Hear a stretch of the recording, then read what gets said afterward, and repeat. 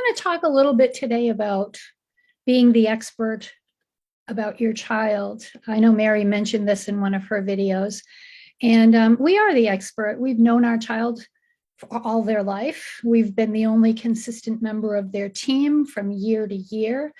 And I don't know if parents know this, so I want to share this information about a vision on the IEP, your vision and your concern statement.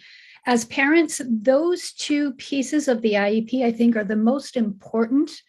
Although it's not the first I open up to, I always open up to the grid first to see if it reflects what the conversation was. However, the vision and the concern statement are owned by the family.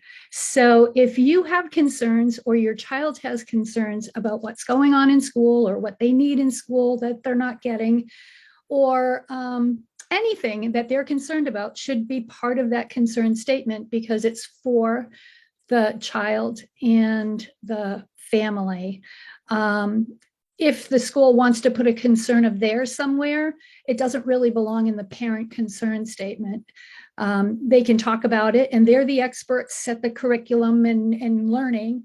But the parents are the experts on the child. So if you have a concern, doesn't matter if you have a list this long, those concerns should be talked about and discussed during a meeting, and your concern statement should be part of the IEP. They can't tell you, the school can't tell you that's not a concern for them if it's a concern for you. And also the vision statement.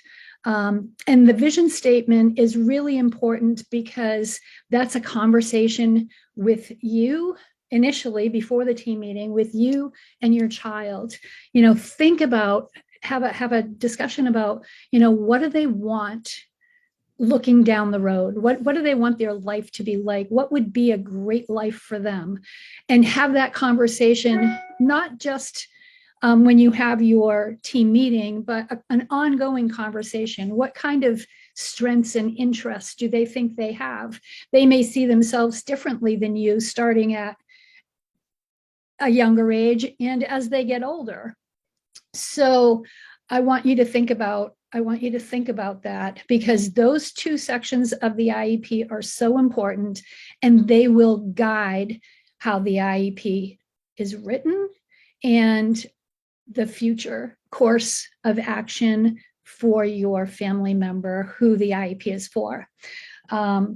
So remember, you're the expert of your child, and these conversations with your child need to happen starting at an early age, but legally at age 14 in Massachusetts. So what does your child want to do? Have they a strength or an interest that they could grow into some kind of job down the road? Or are they interested in volunteering or trying different things to see what they might like? Those are all conversations that should be happening. And I hope that your child can participate in a way that's really meaningful for them. I did want to share this. It's called, it's hard to see in this. It's called a trajectory, a life trajectory. I guess it's not going to show up with my blurred background.